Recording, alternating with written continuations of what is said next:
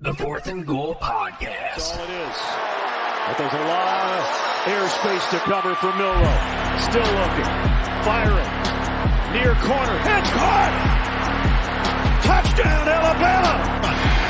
Strebler dials it up. End zone! Touchdown! They're going to snap it. And it's Trey Burton who throws caught. Foles. Touchdown. There ain't no podcast like the Fourth and Goal Podcast. Like, hit that subscribe button and share.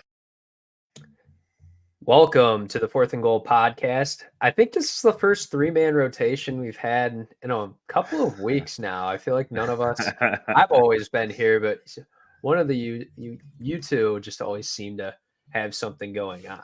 So, which is not great. You guys should always dedicate your time to the fourth. No, I'm just kidding. I was going to say, where the hell are we going?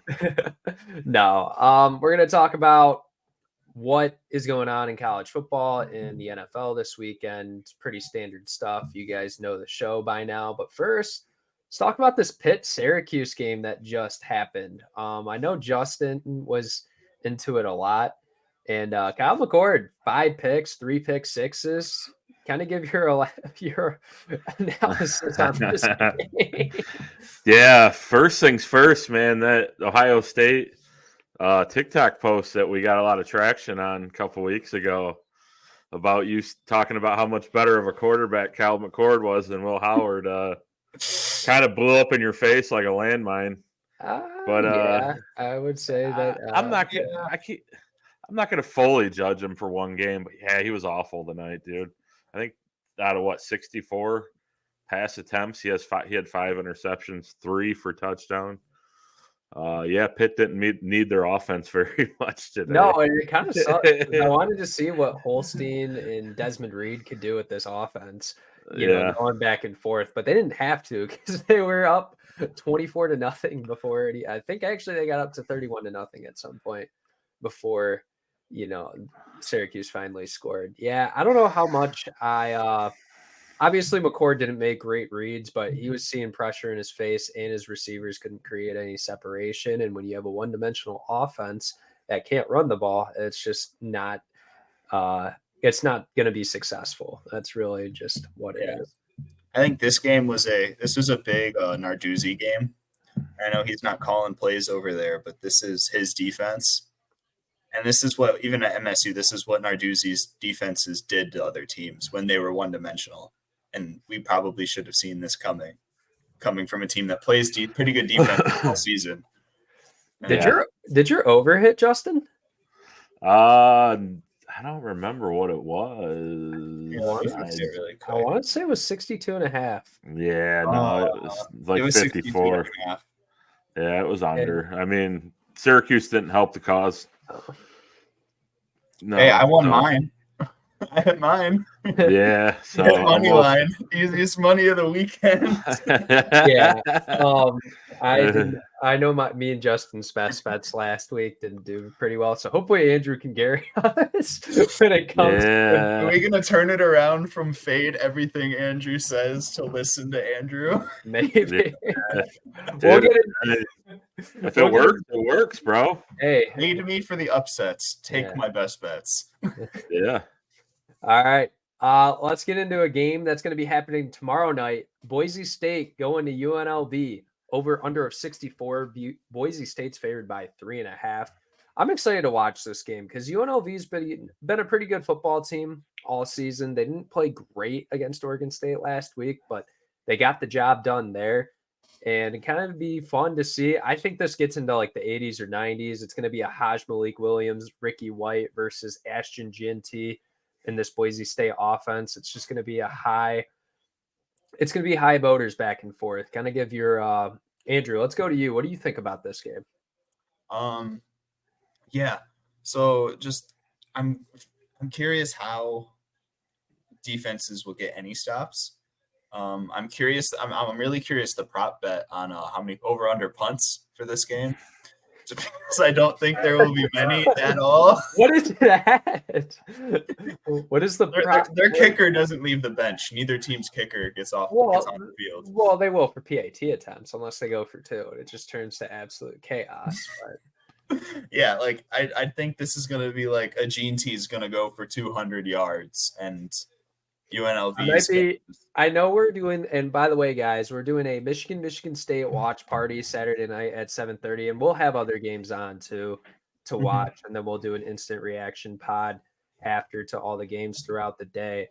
But what I wanted to say is I got something coming in the mail, and shout out to Andrew for finding it for me, even though it came up on my For You page 5 minutes later. It's going to be sweet. And I think I might wear it on Saturday or have it changed when Michigan State's losing. So yeah, you'll switch. You'll just switch teams. You may have. Are you gonna share or no? No, it's share what it is. I know what it is. Yeah. I mean, what are you showing up? You showing up in a fucking hot dog suit or what? No.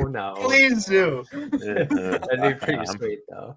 Maybe Halloween, but for the Halloween episode, we're all in costume. Justin, what are your thoughts on this game? Yeah, I mean, you pretty much said it, man. It's going to be a lot of points here. Ashton Genty and the Fighting Broncos versus Ricky White and Hajj Malik Williams. I expect a shootout, nothing less. It's like you said, probably be in the 80, 90 point range. I'm only saying that because I'm going to bet the over on this game.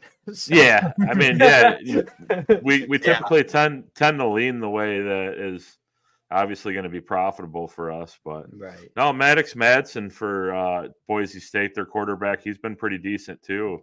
And I don't think UNLV is going to be able to stop Genty at all. I'm actually just excited to just sit down and watch this game. I've been able to watch Boise State in bits and pieces, but not really the whole thing. But I think if they can win out, they'll definitely be a group of 5 team that'll be in the playoff. So I'm kind of rooting for them at this point right now. I've watched some Boise State games this year. I've watched a couple of UNLV games live. Mainly, I look at that one versus Syracuse that they lost in overtime. That was a really good back and forth game.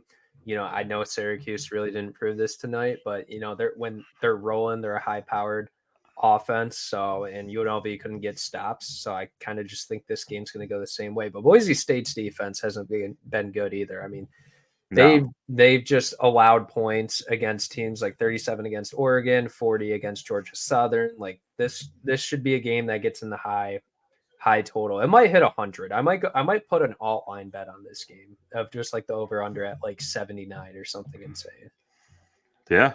No, I mean, that wouldn't be a bad move. I mean, I'll probably be up till 2:00 in the morning watching it, of course, with a early morning Saturday, but it should be fun. All right, let's get into Notre Dame and Navy at noon. Notre Dame favored by 13.5 points. Notre Dame without Xavier Watts. I don't know how much that's going to matter, considering that Navy's not going to really challenge too many secondaries throughout the league, but they can hit some explosive passing plays. Their quarterback's been pretty solid all season. They've had an amazing ground attack. I have a feeling there's not going to be too much points scored in this game, though.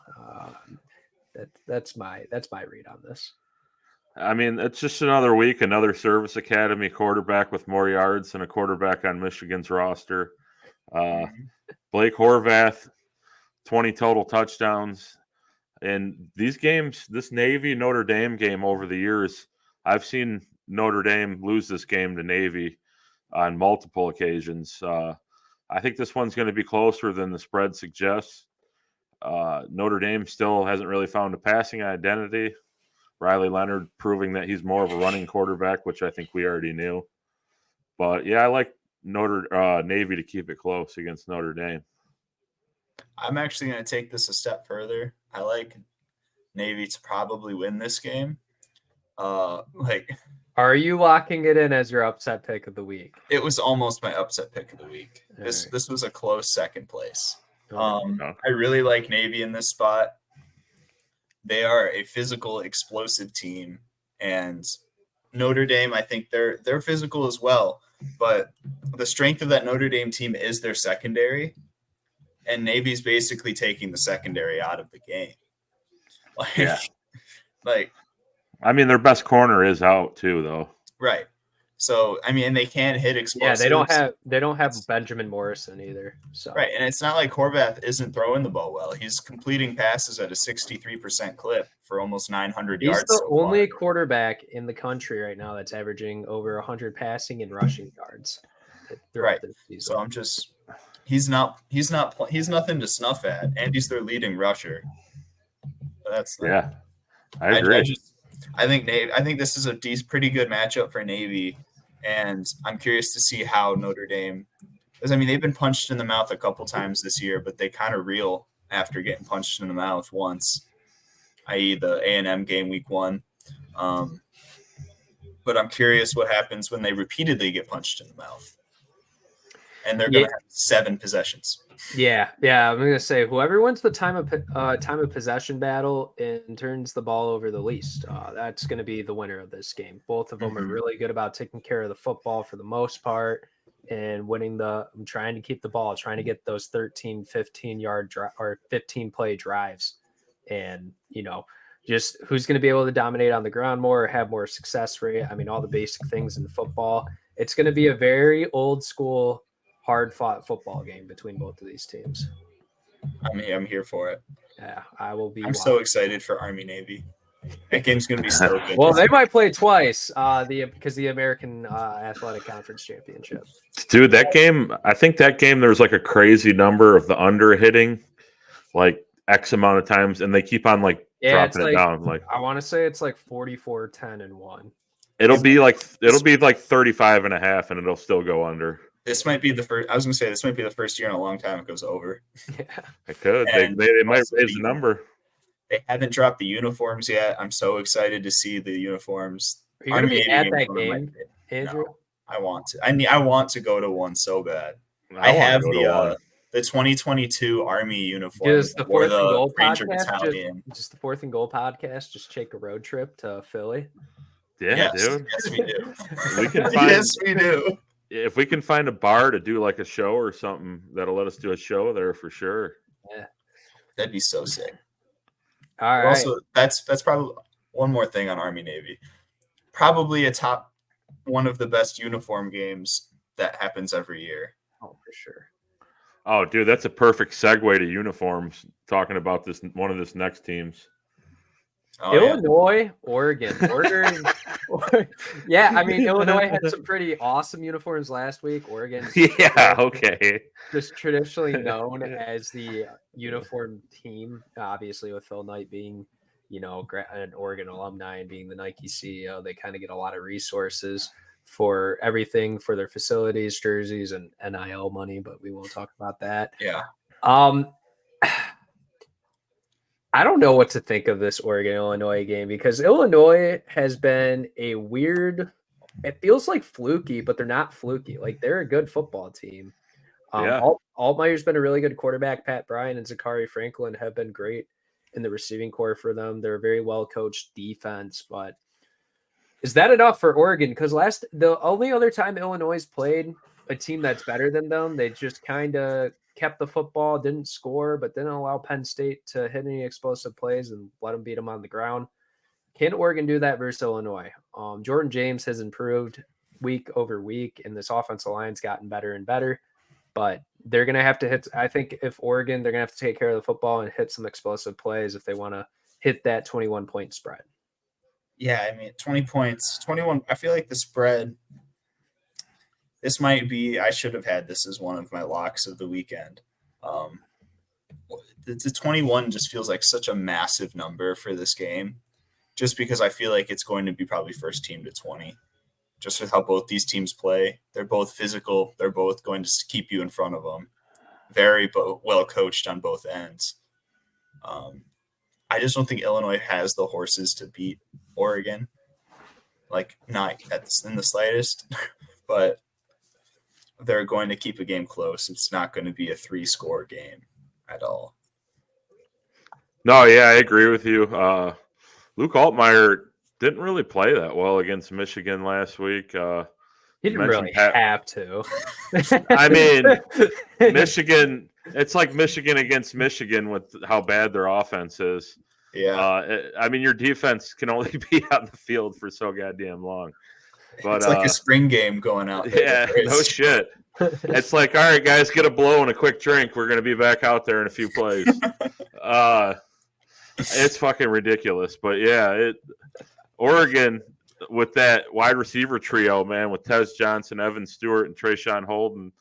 Noah, you were talking about Oregon maybe having one of the best receiving rooms in the country, and I agree with you. This one's at Autzen, too. And that's isn't a night game mid-afternoon? Mid-afternoon, but I mean, still, Autzen. It doesn't matter what time of day; they always have their fans show out and show up. So unless it's Washington, hey, they come to shout, man. Yeah, and Dylan Gabriel's climbing back into that Heisman race quietly. No, he's climbing, not. But climbing in there, dude. Huh? He can light it up. You know what I mean? They're starting to catch that rhythm. If Oregon wins the Natty, he might win the Heisman. Well, but the Heisman's determined before the college football playoff starts. Yeah, but if they're the 1 seed going into the playoff, I don't think if they go undefeated and if he doesn't throw too many more picks and like has a couple like more big, if he can have a big game tonight, I mean, he could definitely reemerge himself into the Heisman race. But I think if it's any quarterback winning it, it's Cam Ward. So, dude, I feel like it's wrapped up by like the 8th or 9th week. Like at this point, yeah, it's like Ward, Travis Hunter, and Genty, and we're just looking for another person or two to invite, you know. Yeah. So maybe Gabriel gets invited. He gets like a gift bag and stuff like that, you know. Does Genty get invited if Boise misses the playoff? Yes. Oh yeah, he has to be there. I mean, statistically, he is like the greatest running back in like what? How since many Barry years? Sanders? Yeah. I was going back to like the 80s now. Yeah, Barry Sanders. Which shout out Oklahoma State. You thought Ollie Gordon was going to be what Genty is this year, but that's besides. I think a lot of us did. Yeah, I mean, I don't know how much it is on him, and just I think Oklahoma State's just not a great football team. And I think last year they had a couple of fluky games like the one versus Oklahoma, but you know, that's besides the point. I mean, if Colorado goes 9-3 too, and Travis Hunter continues to dominate statistically on both sides, I mean, he's easily could win it as well. Like, I think just the Heisman voters are starting to realize that, you know, positional player impact, we haven't had, and there's 2 of them this year. We haven't had one of these in a good amount of time. I mean, you obviously say Devontae Smith, but before that, who was the last positional player to win a Heisman? Derrick Henry, then Fournette. Yeah. So, and those guys were, you know, difference makers at the running back position, same as what Genty is. Because, like, if Genty's missing for Boise State, dude, I mean, they're you know, if he's probably favored by 6.5 or something crazy. Like, it's a big point spread difference. No, I agree. But back to this Oregon Illinois game. Didn't mean to get off. Yeah, that is the thing we're doing right now. Yeah, like you said, I love the receiving room for Oregon.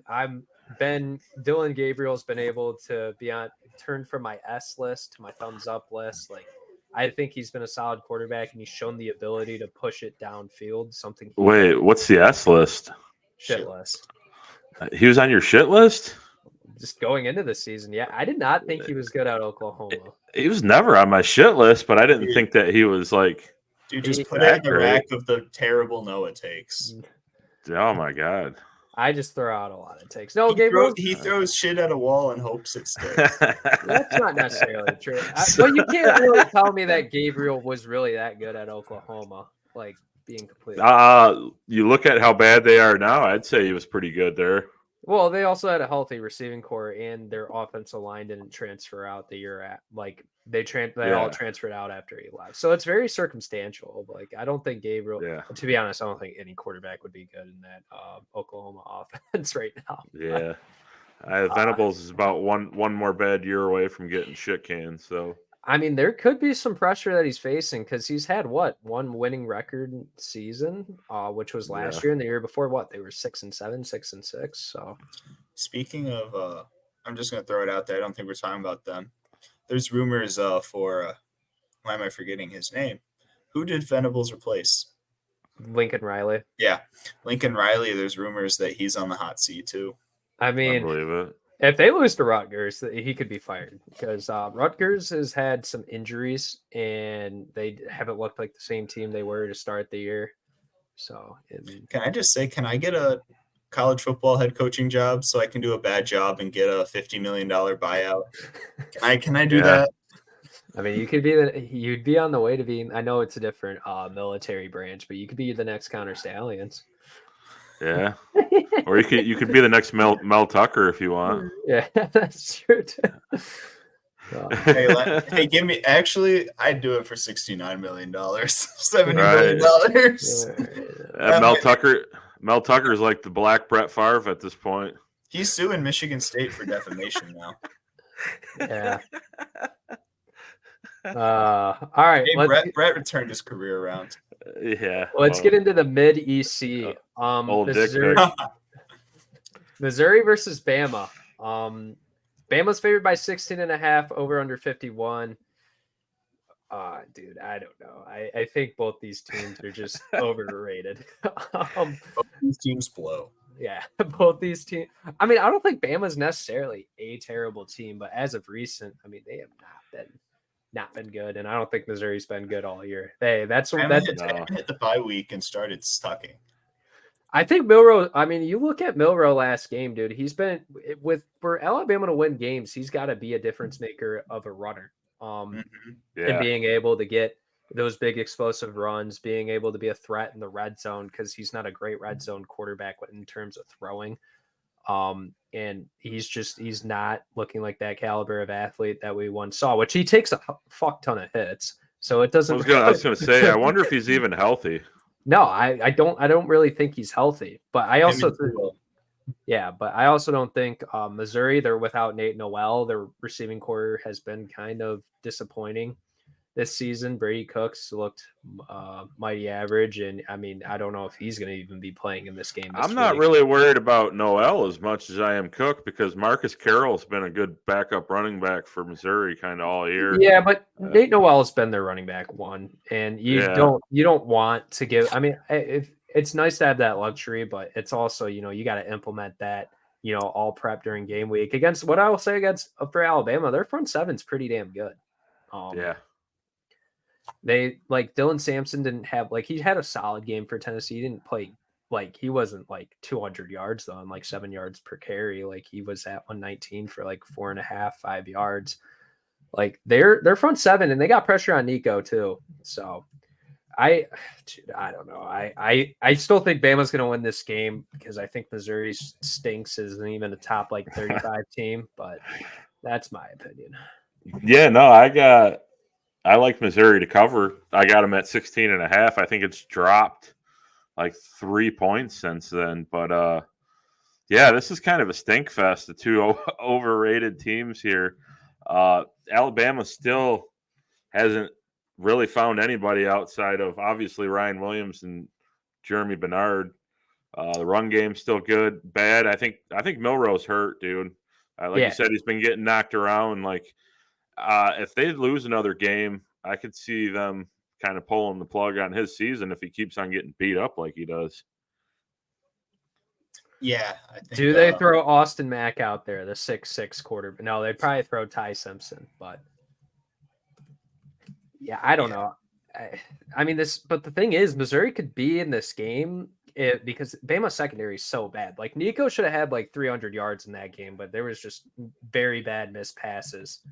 And I don't think Missouri's got a solid offensive line. So we'll see. I mean, it's really how Bama schemes up stuff defensively and how healthy is Missouri's quarterback. I think is going to be really the X factor in this game. Mm-hmm. All right. Let's get into, no, this is not my upset pick of the week. So if you guys want to have free reigns at it, go for it. Number 5, Texas going to Nashville to play Vanderbilt. Texas favored by 19. I don't know. This was actually one of the options I was looking at for my upset pick. I considered it. I thought about it really hard.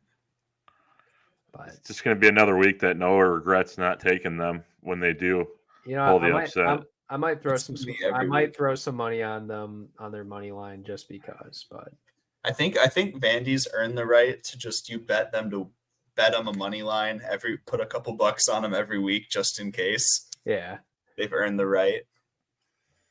Yeah, no, definitely. I think Diego Pavia, he's the kind of leader and player that he can get them guys up to play for this game. they started slow versus Ball State last week, which I know they're probably just taking the week off and Right, whatnot. But Also, fuck Ball State. okay. Why? What did Ball State do to you, dude? My ex-girlfriend goes to Ball State. I was gonna say, dude, it's an ex-girlfriend thing, isn't it? Wow. But here's what I'll say. Fucking chirp down. You remember last time Vanderbilt got a huge win over a team that just played Georgia? Yeah. In that is Nashville? true. Is Yeah. this game in Nashville? Yes, games in Nashville. Did you not see the net that they put up in their stadium so no one can throw water bottles on the field? They need to do. Christ. Dude, that is. I mean, it's kind of funny what Vanderbilt did. Maybe you should finish on or focus on finishing your stadium instead of putting just netting up. But you know what? I've never seen someone actually influence a call like that either, though. The fact that they got it is crazy. It ended up not really mattering. It was a big thing at the time. I mean, Texas, man, you just can't. You have to be able to finish drives, not turn the ball over. That's the reason why you lost versus Georgia. I think Georgia's defense played very well, but Georgia offensively played stinky last week, and Vanderbilt's going to hit those big plays. They're going to scheme some stuff up to get points on the board, and you got to be able to limit the explosive plays, but also you got to score some points yourself. Yeah, and Vandy's got Eli Stowers, tight end class that we talked about that we're very impressed with. Another tight end in this class that is pretty good tight end for Vandy. He's their go-to target for sure. And I like Vanderbilt to cover the 19. I would never pick them money line, though. I'll tell you that. I think Texas is a better team than Alabama, in my opinion. We'll get some beers in you, and then we'll get you to bet money line. No, this is going to be a really good game, though. I think Vanderbilt's going to compete. They're going to give Texas, some punches to the face, and hey, who knows? I think Texas is the better team. I don't know how good I think I don't know how good the Texas secondary is because Georgia really didn't. Carson Beck played like crap, but I don't think I think Carson Beck and just Mike Bobo and, two receivers leaving during the season. Me and Andrew talked about this on Tuesday where Vanderbilt, they're going to scheme some stuff up in their pass coverages to try to get Ewers to throw some picks. So, all right. I need one thing from you, Noah. What? I need you to say Ewers. Viewers. Yeah, there you go. Viewers. What have I been saying? You've been saying Ewers. Ewers? I don't know. All season, and I've been waiting for someone to say something. All right, let's all say it together on 3. 1, 2, 3. Arch Ewers. Manning. Okay. Ewers. Ewers, yes. No. No. Ewers. I like it better. Don't Andrew, you taking Vanderbilt this week or what? No. No. No? I might take the cover. I actually think they will cover this game. I actually picked up a upset of the week victory last week, so I'm first one in a few weeks. I don't think I've hit a I started one. out. I've started out really hot winning the first 2 weeks. I've lost every week since. Yeah. I think this is my time. I haven't hit one yet. This week is the week. Okay. Yep. I was gonna say save the pick. This week is the week. LSU versus Texas A&M. This game's kind of underrated in terms of the national coverage that it's getting. I think this is going to be a good football game between two pretty good teams. LSU's came into their own on defense the last couple of weeks. Started with Ole Miss. They continued well against Arkansas. And then Texas A&M, they had a rough week 1, man, but they've been kind of firing on all cylinders since then. Mississippi State, they've been playing teams I think if you want to pick a team to just cover every week, pick Mississippi State, dude, because they've been covering every spread so far for the last few weeks. They're giving their best effort. Michael Van Buren's been really good, but God damn it, Justin. But God damn it. Son of a bitch. We'll get to it in a second, guys. But Son of a bitch. I think, dude, I know Texas A&M's favored, and I think Texas A&M's been playing good, but I'm going to ride the hot hand with Nussmeier in this LSU offense and their defense playing well. I think when Wegman's going to get pressure in his face and not going to be able to have clean reads down the field, it's going to be tough for him. And how much can Le'Veon Moss in that run game really come into fruition? But yeah, I'm taking LSU in this game. Yeah, I agree with you. I think Nussmeier is just going to continue to do Nussmeier things and just be an efficient passer and hit the open man. Yeah, I see you. I like how as soon as I start talking good about one guy, after you guys just got on the knees, Diego and Nico. You two just did a circle jerk for Nico and Diego, and I'm like, Russ is going to do something good, and it's cool. Hey, at least you don't have a nickname for him like Noah does. Nickname for who? Nuss. Nuss, yeah. He's a good quarterback. That's what you said in one of the shows. Nuss. He's a good quarterback. I just said Nuss. Yeah. Why am I getting shit for talking about him being a good quarterback when you he's a good fucking quarterback? God damn it. Oh shit! Sons of bitches. Oh, it's fucking hilarious. Hey, you can't beat the father-son duo. No, Jesus. no, I don't even know what the fuck to say now. Oh man, no, it's because you start beating the drum like you've been on this Indiana. And have I been wrong about Indiana? You gotta clip yourself laughing for a straight. We gotta get this just you laughing for a straight. Have I been wrong about Indiana though? No, but fucking was I early on them? Andrew, you are a man that is very strong in his convictions. Because you had him in you've had him in your top 12 like the last 3 weeks. So get off my dick about it. Justin, what are your thoughts on this game before you have to go to the hospital? Oh shit! Dude, he's gonna get a 6-pack by the time he's done laughing. That's not possible, and we both know that, dude. Oh shit! No, let me reel it back in real quick. All right. No, it's an evenly matched game.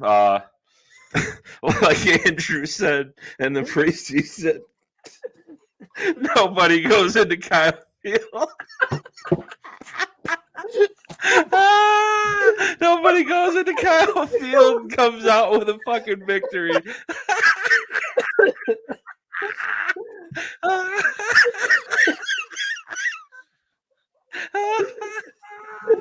Oh my god! Oh my god! No, I got Texas A&M. One of my picks of the week. Le'Veon Moss running the ball all over LSU. Dude, Justin, you gotta clip that. Him just LSU's defense. I've calmed down. LSU's defense not being able to stop the run game, and a good Connor Wegman day. I got Texas A&M. All right, nobody goes into Kyle Field and comes out with a win. Dude, okay, no, I'll tell you something. I'll tell you to do something after the show. I'm so excited for Michigan State to beat Michigan by 2. Hey. I'm so excited for Michigan to Michigan State to drag their nuts across. Whoa. No, dude. Yeah, right. Is it starting to come in a little bit? Yeah, we're good. All right. I don't think you know what I referenced, Andrew, but I wasn't here for like a minute there. I had to go breathe. I got a little heated. I needed to step away. All right. Last game from our program director on college football, Mr. Justin Pollington. Penn State going into Camp Randall. Penn State's favored by 6.5. Wisconsin's been playing good with Braden Locke lately. And since Missoula's been out at running back, they've been running the ball better. They've been playing pretty good on defense. I know. I don't know. Penn State hasn't been impressive, but if they want to win, man, you got to hit some explosive plays and you got to be able to pound the football, man. Katron Allen, Nick Singleton, while they haven't been like disappointing, they've kind of just met expectations, which we kind of. Yeah. I want to see them take it to a different level this game. I want to see this Penn State O line block people out of gaps, and they're rushing for like 7 yards per play. That's something I want to see if Penn State wants to be considered a legitimate contender. I mean, their defense has been pretty good for the most part, but I don't know. Justin, what are your thoughts? All right, yeah, so I'll just put it out there right now. This is my upset pick of the week. I'm taking Wisconsin outright at home. You mentioned Braden Locke. Wisconsin has played better under them, but Wisconsin's defense has only given up 1 touchdown in the last 3 games. Wisconsin's defense has been really good, and they're at home in Madison. Drew Aller's going to throw a couple interceptions. Crowd's going to be wild. It's a night game. We're going to jump around in the 4th quarter. Badgers, upset pick of the week. 6.5-point underdogs. Nobody rolls into Camp Randall Stadium and comes out alive. Alabama did pretty convincingly earlier this week. Well, traditionally, yeah, I understand what you're saying. I'm just trying to piggyback off the Kyle Field thing. We gotta make you a shirt, Andrew. Especially if LSU wins. Hey, I did say, like last week, I talked about the swamp being the Dead Death Valley being the same thing, and the swamp this week. Yeah, I've claimed my stamp on a bunch of fields no one rolls into and wins. You did. Yeah. But yeah, I think this is I agreed with everything you guys said on it because you guys were objective about it. But I do think Penn State needs to stop playing with their food as well. Like they need to step up and just kick someone's ass, and they really haven't. And I'm curious. I don't think it'll be this week. I think Wisconsin's a little too tough, too physical for them. Not maybe too physical. They don't really do that anymore up there, but it's still there. Yeah, but it's not like it was. They play physical on defense for sure. Yeah, they kind of have to play that brand because they have like 70% white guys on their team. So, yeah. What is that? Yeah, those corn-fed big boys. More like cheese-fed, but right. It's like Heartland. It's like looking at Heartland High School out there or something when you watch Wisconsin play. Yeah. No, but they're getting there. They're getting there. They've been playing. They're the hottest team, probably one of the hottest teams in the Big Ten right now. You're starting to figure out this air raid offense, and it's not like paper planes anymore. Now they might have like those biplanes that the Wright brothers used to use. They're figuring it out a little bit. And they figured out that they have a defense. Yeah. All right, Andrew, what is your upset pick of the week? Fuck you, Justin. According to I'll allow it because he did find a sports book that does have it. So, yeah. Give me Michigan State rolling into Ann Arbor this weekend. They're gonna drag their nuts across that ugly block M in Ann Arbor, and they're gonna roll out covering the 5.5 against Michigan. Michigan's secondary's down now. Their best corner, their defensive line is still good. But I also think Iowa runs a very similar scheme to what Michigan runs. And we just saw Michigan State average 5 yards a carry on the ground against Iowa for the first time all season, used their bye week right. It's almost the same scheme, except slightly better athletes. It's going fucking Nick Marsh is going to go for 130 yards again, and it's going to be beautiful. Obviously, I'm rooting for that to happen. We'll see. We'll see. Can Michigan score any points? I think that's going to be the real determining factor. Because I mean, Caleb Johnson only had a couple explosive runs, but other than that, he was very well contained. I mean, the secondary for MSU was getting off blocks really well and able to come up and make tackles. Like they play Michigan State's a hard-nosed defensive football team as of late. It's going to be ground green pound right fucking into Michigan's asshole. It's going to be. I mean, on levels of like quarterback difficulty, this is like the fourth or fifth best quarterback that we've played this year. Obviously, Rodgers, Ewers, and Miller Moss were more difficult tests. Not really too worried about Aiden Childs. Hey, he played really good. You say that until he's going to torch you for 300 yards, and he played pretty well against against Iowa. But Iowa was without Castro, but Michigan's probably going to be without Will Johnson. So we'll see. My upset pick of the week is just straight off of vibes, because Cal's lost 4 one-possession games in a row, and they're at home. They're favored by 10.5, but something just tells me they're going to lose another one. I'm going to pick Oregon State to win it. Wow. Oregon State, they've been weird this year. They haven't been great, but I don't think Cal. I think Cal's they started hot 3-0 and lost 4 in a row. I don't think this is a game where you're going to pick it back up. I think Oregon State's going to give you tough looks, and they're going to try to out-physical you. And that's something they can do. That's something they've been known to do in their program. So I'm going to take Oregon State as my upset pick of the week. I was looking at that one. That was on my rough draft list. Yeah, I thought that. And then the other game that I thought about was, where was it? Goddamn. Well, I was originally going to pick Wisconsin, but, smart guy.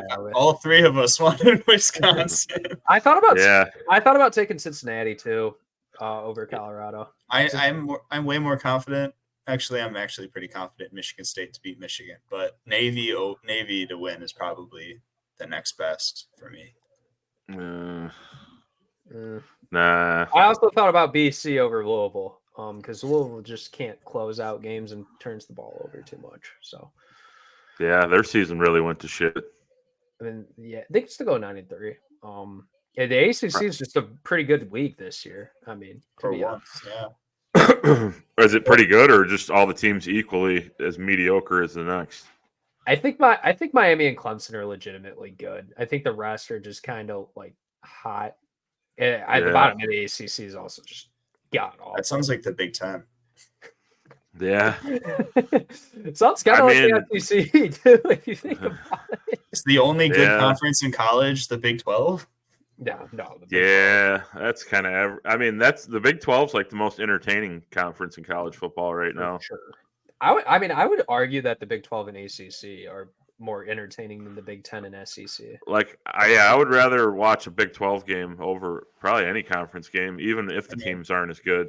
The Big Ten's not been interesting for its entire existence because we play in the snow and run the ball for 3 yards, get back up, run the ball for 3 yards. And that's kind of what, like, it's just the uninteresting stylistic. And then there's like Ohio State and Purdue. Right. Not that Purdue. Well, I'm just saying, like, in terms of, like, Purdue's a typical air raid team. Yeah. They were. But I'm just saying, like, that's the bulk of the teams. Yeah. Play defense, run the ball. Is there any other games we wanted to hit on really quickly?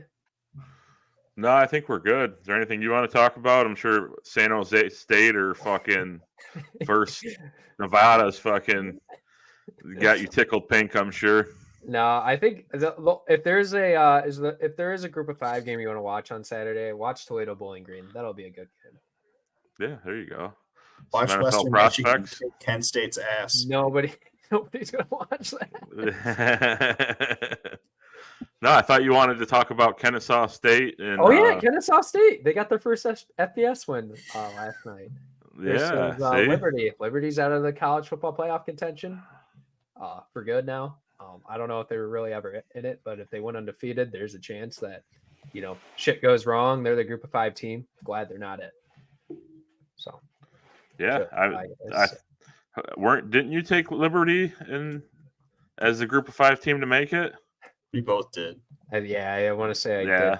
But their schedule's so fucking easy. I mean, like it's kind of hard. I also didn't think Kennesaw State on their schedule. We were like, here's a win.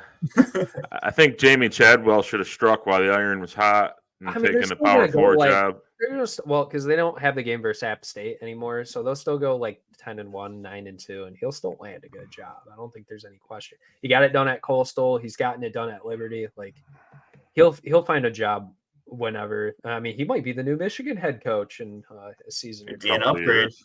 Yeah. A lot of mediocre. He'd bring a quarterback with him. A lot of mediocre football in this state. So yeah. Hey, the Lions are right down the road. Well, it'll be the mediocre bowl on Saturday at the Big House. Hey man, it's going to be fun. The backyard pillow fight. Right. All right. Let's get into the NFL slate of things. The Eagles are going to Cincinnati to play the Bengals. Bengals favored by 2 in this game, over under a 48. Games at 1:00. Let's hit to Andrew first. Andrew, what are your takeaways of this game? So this is a very interesting game for me because we've seen the Bengals offense kind of figure their shit out. They still can't play defense worth a damn, and neither can really the Eagles. They're back. Their secondary is pretty empty. It's not as good as we thought it was going to be, at least. Their defensive line is still good. They have too much talent on that line for it not to be good. But the Eagles are not as good as we thought they were going to be. Preseason, we were talking about how it was the Lions, Niners, and Eagles as the 3 best teams in the NFC. One of those teams is still standing, but the other 2 kind of fallen into the mediocrity, might make the playoffs, might not. And I think that's where both these teams are. Like the Bengals and the AFC North isn't as good as we thought it was going to be. AFC North, well, I guess the Steelers are all right, but like really the Ravens are the only good team. I mean, the Browns stink, but the Browns they're awful. This game is kind of, and that 2-point spread, it's like Vegas doesn't really even know what to do with this game. Yeah. It's just, this is a 2 average teams are going to slap each other a bunch of times. When you see like anywhere in the 2 to 4 range, typically it's like we don't really know where to set the spread, so we'll just typically give the points to the home team. If the home team's fared between 2 or 4, we don't really know how this is going to go. No, this is a spot for the Bengals because the Eagles. I kind of am at the point where I'd like to see the Eagles just fail. I'm tired of looking at Nick Sirianni's face. Dude, for real. He's a super douche. And the Bengals are they kind of had a little revelation there with your boy Chase Brown at running back. Zach Moss has been riding the pine for me in my fantasy league here the last couple of weeks. So, I love Chase. Chase Brown's a good running back. He is, and T. Higgins is getting rolling. So yeah, that offense is getting hot. The Bengals are doing what they've done the last couple of years, starting slow and making that playoff push. And the Eagles starting hot, and they're fixing to shit the bed. Yeah, Bengals are starting to get on the right track. I do like that they switched to Chase Brown at running back. I thought he was overall the more talented back than Zach Moss. I mean, Joe Burrow has been low-key underrated this year. 14 touchdowns to 2 interceptions. I mean, the Bengals are starting to get things rolling. And I just like when I look at the Eagles, I just don't think they're a good football team. Like they have good players. But I don't think very well coached. They're not well coached. They're not in the right places. They don't get the right fits. Their scheme, it's just like it's almost like their scheme doesn't fit their personnel. And I think against a team like the Bengals that can have some high-powered offense, they're going to be able to score points. And I'm going to take the Bengals in those points to win this game. Yeah, I know. Kelsey is a Hall of Famer and will go down as probably one of the better centers of all time. But it's crazy how you just lose that one guy and that entire offensive line that was regarded as a top 5 O-line in the league just kind of goes to shit.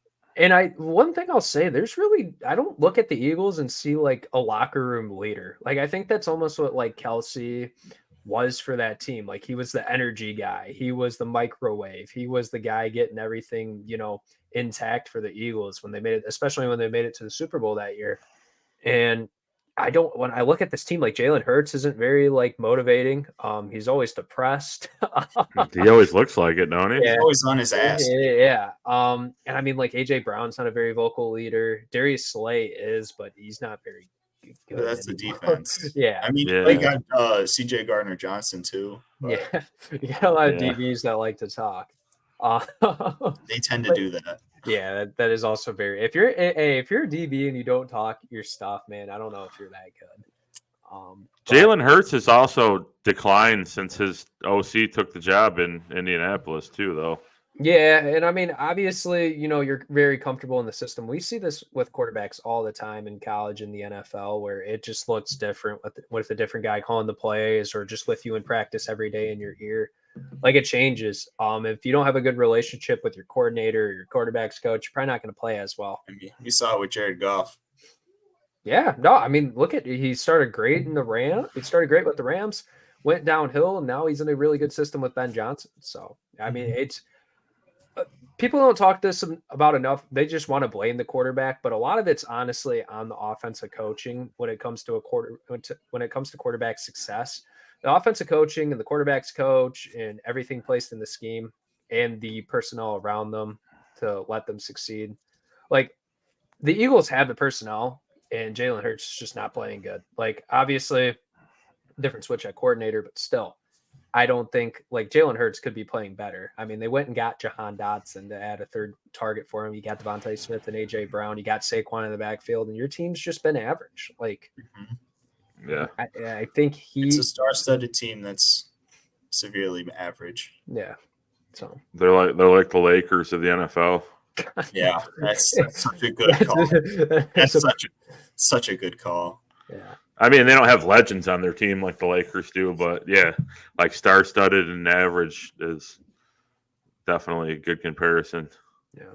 The Yankees for about half the season, or like the Clippers with Paul George and Kawhi Leonard. Like both. Well, now they have James Harden and Kawhi. Speaking of the Yankees, tomorrow World Series. Yeah, but Dodgers versus Yankees. They were severely mediocre from about June to August. Yeah, but they also started out the year on like a historic pace. Right. Like baseball is just one of those sports where 162 games. Yeah. Yeah, you're gonna win a lot at some point. You're just gonna lose some. It's about starting hot and finishing hot. The Yankees and Dodgers are at the point where they're on like their 200th game of the year. Like it's pretty crazy. All right. Falcons and Bucks. This was a really good Thursday night game a couple of weeks ago. Buccaneers look to be out with Chris Godwin and Mike Evans. So Trey Palmer, Jalen McMillan, and other guys in that receiving room are going to have to step up if the Bucs want to have some success. And the Falcons, like this is just another one of these teams where they've had their highs, but they've had their lows. And I'm interested to see what they can do at Raymond James because it's not an easy place to play. It's one of the coolest NFL stadiums, in my opinion, with the Pirate Boat. And I mean, obviously they share the field with USF, but still like pretty good NFL venue. I'm interested to see how this game goes and how this Bucs offense looks with new receivers in getting a good amount of the snaps. I think this game is going to have to be, if the Bucs want any chance to win this game, Baker has to play the best game of his NFL career so far. Yeah, it's going to it's his arm. It's his arm versus the Falcons. Yeah, I mean, they have Rashad White and Bucky Irvin, who've both been pretty good, and Cade Otton had a coming out party. I mean, he got more targets last week. The Bucs are going to have to. They're going to have to make a deal before the deadline because Evans is out for 4 weeks, but Godwin's probably done for the year. And an injury that happened in garbage time minutes, which is unfortunate. You could see after the play how kind of stressed out Baker was over the whole thing. But yeah, let's talk about Kirk Cousins a little bit. I mean, he's been playing some pretty good ball for Atlanta, and he's got all the weapons around him with London and Pitts and Bijan, and also Darnell Mooney, kind of a revelation this year for the Falcons. Mooney, especially the last time these teams met, didn't he go for like 120 yards in that game? Yeah, he had a really good performance. I mean, I thought Mooney was a solid deep threat receiver that could create some separation, but I mean, in Chicago, you're just out there to die. So I think, yeah, Kirk he's been playing very well. He's got to continue this pace, not go back to the Kirk we saw for a little bit over earlier in the season, and then especially to change up from their game plan last time. They were really pass heavy the first time these two teams met. I think they lose. If they don't lose, because I think the Bucs aren't as good this time either. But I'd love to see them get the running game going a lot more. Get Bijan going. I think he had a touchdown, but he still only had like 50 yards. Yeah. I'd like to see Bijan hit that century mark this game, and I think he can. Yeah, the Bucs are a tough defense to run on, though. If you remember when the Lions played the Bucs, I mean, their secondary, other than really that Ravens game, hasn't been like that terrible. Like they've been okay. Like right, I'm just thinking they're going to be on the field a lot more this game because that's probably true. Probably can't keep an offensive drive going as long. Buccaneers are going to have to hit some shot plays. I think that's what it's going to come down to. But I think, and I'm going to plant my stake in this is going to be the Jalen McMillan coming out party. He was a great wide receiver at Washington, stepped up as the number one. Rome Odunze got hurt. He's a pretty good receiver. It's not a bad take. I just think he does everything exceptionally well. He's not great at one thing, but he's just a do-it-all guy that is going to get open and get some targets. Mm-hmm. All right. Okay. And then in the last game, Bears versus Commanders. The rookie quarterbacks, pick number 1 versus pick number 2. Baby. Jaden Daniels is questionable coming into this game. I'd like him to play because if not, I think I have to start Jameis Winston on my fantasy team. Oh no! Rough times because Tua's hurt. I mean, I could start Rattler too, but I don't know how much. No, Tua's supposed to play this weekend. He might be. I still want start Tua. See what happens. Tua is playing this week. No guardian cap. He's going to take one hit and then be gone again. Yeah, he's starting. Who are they playing? I don't know. I forget, but they're favored. Yeah, he's in this week. I would definitely start Tua. We'll see. I don't know. He hasn't played football in 4 weeks. They're playing the Cards. Oh well, okay. You know what? Yeah, it's I don't know. I mean, if Jaden Daniels is healthy, I'm gonna start him over Tua. But if he's not, oh, hold on. Is that a keeper league you're talking about? It's a dynasty league. Oh, so you can't just go pick somebody up off the wire? No. Because I was going to say, because Mariota, dude, he actually looked really good when Daniels went down last week. I think someone in our league has Mariota too, which I'm like, why? But I am pissed that if he doesn't play, because that just hurts my my offensive rookie of the year agenda for James. Well, and Caleb Williams, if he plays well, man, I mean, in the last game that I saw him play against the Panthers, they had a bye week last week, right? I'm not going. Yeah, they did. Yeah, he's got, and I think in 3 of their 5 games, 6 games, 4 of their 6 games, he's thrown for over 300 yards. He's kind of turning it up in the last. He's hitting his stride. Yeah, you're right. So I think this might be a battle for that offensive rookie of the year award if Daniels plays. Like they might look at this game and be like, okay, or at least the betting market will be like, okay, we're going to put him as the number 1 guy right now. Unfortunately, the Commanders like to play 7-on-7 and not play defense. So it's that also really this might be a game where fucking Williams goes for 400 yards. Yeah, hopefully. Be pretty awesome. I mean, I'm always in for a good NFL offensive matchup for sure. Yeah, there was one tonight in the first half. Yeah, I was too busy watching Kyle McCord throw to the wrong team. Okay. Yeah, after third interception, I was like, I'm out. I thought, the Vikings lost. Yeah, Justin was talking to me about it. I mean, Jared Verse had a really good game tonight. I saw one of his sacks. I was a little preoccupied with work and then other things, but the game basically ended. The game ended on a sack. The Rams sacked Sam Darnold for a safety and literally pulled his face mask, turned his head around in front of the official, and it didn't get called because the official was. I know how that feels. Ohio State did that to my quarterback. Yeah. Well, and then he fumbled the ball. Yeah, I mean, it didn't make a difference in the game, though. They were driving in the first quarter. Right. I mean, even a blind squirrel finds a nut. On the 20-yard line. All I'm saying. Or 14. Even a blind squirrel can get a nut, man. Apparently not Childs that day. All right. Anything else to say before we go, guys? No, I'm all good. Oh, Max Crosby will probably not be a Lion. Why do you say that? He came out on his podcast and said the Lions have been. He can't pick up his phone without getting 5-10 notifications from Twitter and Instagram from Lions fans spamming the shit out of his phone. And he basically said, "Stop." He's had to convince his teammates he doesn't want to leave. He wants to be a Raider, but he also understands it's a business. So he hasn't locked the door, but he has closed the door. Yeah, I've seen that interview. I don't know. I don't know who the Lions should get. But they Myles Garrett's right there. Yeah, I mean, he is on a 2-hour drive away. You're not going to get a big name. It's not going to happen. You're going to get a middle of the road guy like what's his name from the Giants, the Zadarius Smith or something. Yeah. Okay. Yeah. Dexter Lawrence is leading the NFL in sacks right now as a 340-pound nose tackle. Like he's retarded good. I'm gonna go get the quarterback. We might have to cut that from the episode. I like to say offensive shit and see how far we can take it.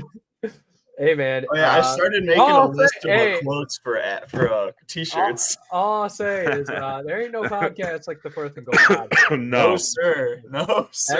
That's for damn sure. All right. Make sure you guys tune into our live episode. It's going to be starting with the Michigan State watch party, and obviously we'll talk about Penn State, Wisconsin as well. We're going to have like a million games on at one time. I'm pretty sure Justin's buying the ESPN Plus subscription just for us to watch like 30 different games in the night slate.